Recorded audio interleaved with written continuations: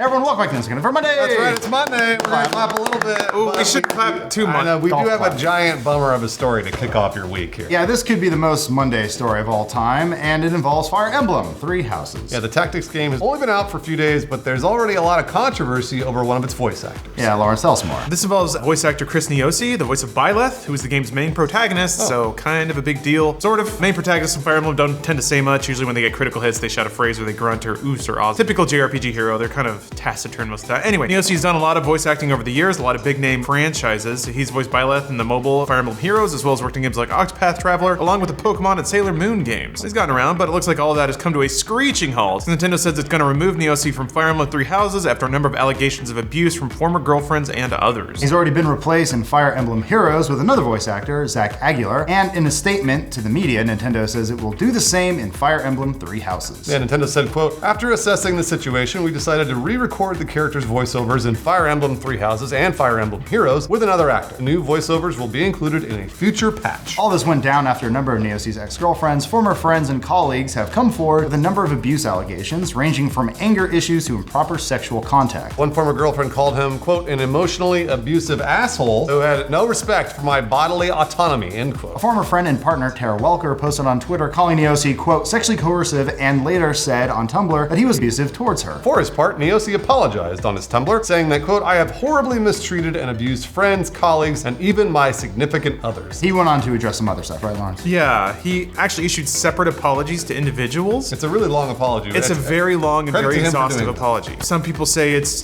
just PR machinations to try and salvage his career. Sure. Certainly effort was made Yeah. in writing all of that, which is not to say remotely that it excuses what No, has not at all, happened, no. but there's a lot there, is the only takeaway. But yeah, he finished up by saying, quote, "To my friends, my family, my fans, and anyone else who I've disappointed and let down by learning these things about me, I am sorry. I will not ask for any support. I need to handle this on my own and deal with the consequences." That's good. That's about the most you could ever ask in a situation like this, I think, that's- aside from just not sexually assaulting people in the first place, Oh, would of be course, great. but- yes, of course. So yeah, there have been allegations regarding Niosi's conduct for a while now. In a recent video, the YouTuber Lucky Crit talked about a, quote, "swirling vortex of drama surrounding Niosi, in some cases going back years." Oh, wow. It's not clear whether or not Nintendo was aware of this when they hired him to voice Byleth, again for Fire Emblem 3 Houses, but they're certainly aware of it now. Yes, this is obviously a really serious situation, but sadly, not an isolated one either. We've seen similar video game actor controversies recently after another actor found himself in hot water. Just real quick, I don't want this to become like a greatest hits of sexual assault or anything like that. That's not the intent here. I think the intent is to represent the climate that we're in and that it's becoming less and less acceptable for talent involved with a project to kind of get away with stuff. Which is in good. their own lives. That's really Which is good. good. Yeah. So I just want that to be the case. We're not here to like try to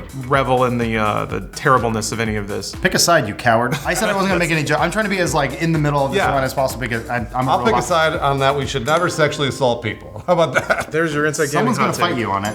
But yeah, You're just wanted to probably put that out there. I don't want this to become just a like reveling in the gratuity of bad situations, but it is also the news, so that's what we're here to cover. We're coming for you, Kevin Spacey. Hopefully he's been prosecuted by the public court, so hopefully we'll never see Kevin Spacey again. I still play Infinite Warfare to this day. Yeah, wrong one, but yeah. It's advanced.